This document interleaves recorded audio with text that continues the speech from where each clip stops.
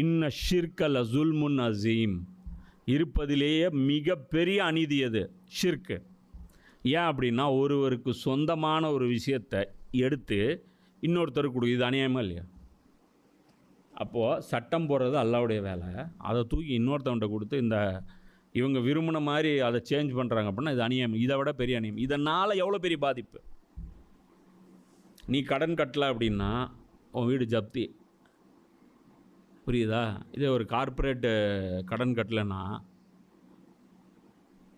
அவனை என்ன பண்ணுவாங்க? 10 லட்சம் கோடி ரூபா இந்த வருஷம் பட்ஜெட்டில் மன்னிக்கப்பட்டிருக்கு. 10 lakh crores.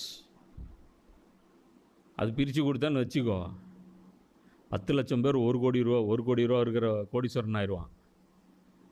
ஒரு 10 லட்ச ரூபா கொடுத்தேன்னு வச்சுக்கோ, 1 கோடி பேர் 10 லட்ச ரூபா வச்சுருக்கிற லட்சாதிபதி ஆயிடுவான்.